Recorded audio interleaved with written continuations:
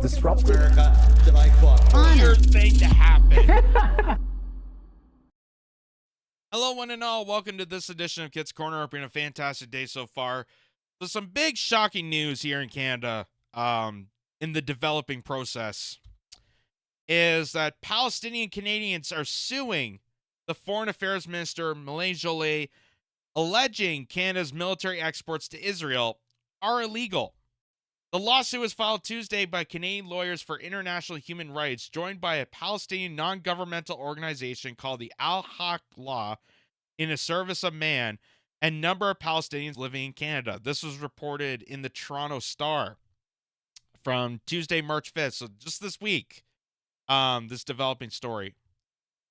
And it says, a group of Canadian human rights lawyers and Palestinian Canadians who have lost family and friends in Gaza has sued Foreign Affairs Minister Melanie Joly to block exports of military goods and technology to Israel, arguing the Trudeau government is in breach of Canada's domestic and international legal obligations. The lawsuit was filed Tuesday in Federal Court of Canada by Canadian Lawyers for International Human Rights, joined by a Palestinian non-governmental organization called the Al-Haq Law in Service of Man, and a number of Palestinians living in Canada, including one who is seeking asylum status here. We see it as an absolute necessary to seek this court order, said Henry Off, a board member with the Canadian Lawyers Group that charges Joly and her department have been deliberately vague about exactly what military items Canada exports to Israel. We need to cut off Canada's contributions to the bombardment and starvation of Gaza. It is also important for Palestinians and Palestinian-Canadians to be part of the case, Off said in a statement to the Star. They're the ones suffering. Their court challenge follows a letter they sent to Joly 3 weeks ago, which received no reply, he said. They argue Canada's domestic export law requires Joly to suspend military exports if there is a substantial risk the equipment or technology can be used to commit serious violations of international law. In this case, a feared genocide in Gaza, contrary to the Geneva Conventions, or to commit serious acts of violence against women and children. They want a court to declare unlawful and to quash any export permits issued by Joly since the October 7th attack by Hamas on Israel launched an all-out land, sea, and air war on Gaza in retaliation. The government acknowledges it has authorized at least $28.5 million of new export permits under the category of military goods and technology export to Israel during the first 2 months of the war, but denies they are any for weapons or weapon systems, saying it has approved only non-lethal exports. They say in quotations. The groups challenging Ottawa acknowledge the Hamas attacks are serious violations of international humanitarian law, which may account to the war crimes and crimes against humanity. Nearly 1,200 people were killed, and about 240 civilians and Israeli soldiers were taken as hostage into Gaza, with an estimated 134 hostages still held or unaccounted for. But they argue, this is what they say, but they argue Israel's conduct of massive air and ground campaign retaliation is in return an overwhelming violation of any fundamental principles or of international human rights and humanitarian laws, laws on armed conflict, and constituent serious violence against women and children. They cite more than 30,000 Palestinian deaths reported by Palestinian authorities, forced displacement of about 1.7 million people fleeing the military operation, and what they indiscriminate attacks on civilian homes, hospitals, and other sites, attacks on so-called safe zones, and other allegations of arbitrary detention, inhumane treatment, and sexual assault of Palestinian women. It asks a federal court judge to declare Canada in its breach of domestic and international obligations not to be complicit in such acts, and in order to the government to immediately cease all further exports to Israel. So, this definitely seems like bringing back the question of what is Canada's role in the world. Because I always thought, and one of the biggest things to be proud of it being a Canadian, was we were supposed to be the peacekeepers. We were supposed to be détente against war. We were supposed to not take war seriously. That's why, we kind of were joked around in America because America was kind of the world's bully and we were kind of like the cowards. We kind of stepped back. But it just seems like now we have taken the American approach. We have gone even further to do violations against our own methods, our own treaties, uh, our own virtues as Canadians to advance illegal warfare.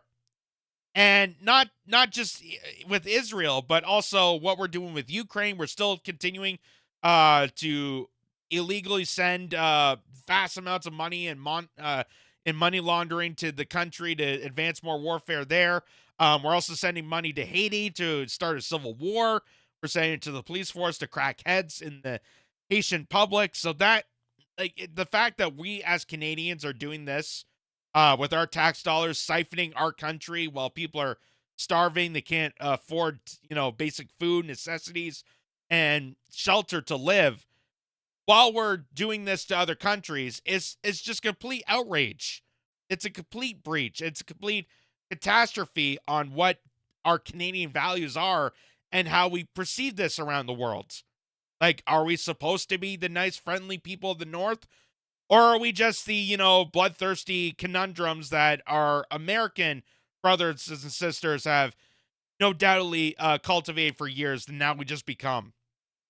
So this is definitely interesting. It's definitely interesting.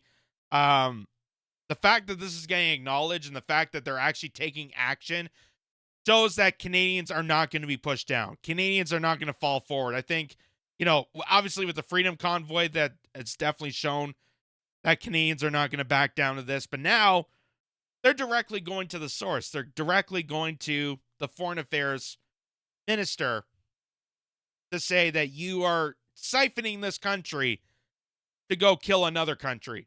And that's just wrong in so many ways. And it's one of the reasons I am definitely for a ceasefire. And not just, a temporary ceasefire or a humanitarian pause. Like, no, we need to stop this war. We need to stop all these wars. Because the ceasefire isn't just for the people of Gaza.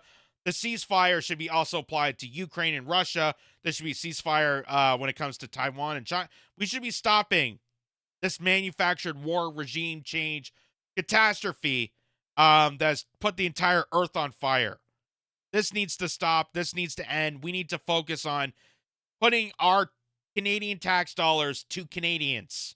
We should be investing in our nation. We should be making sure our country is prosperous before we destruct another country.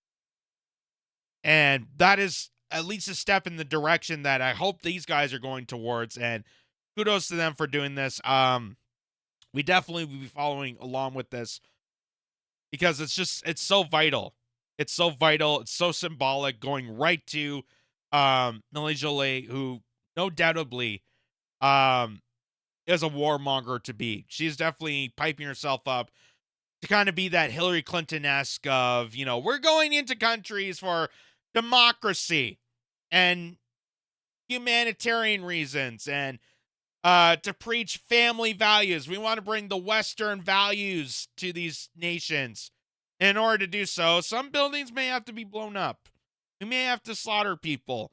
We may have to, cut off electricity, but it's definitely worth it. It's definitely worth it.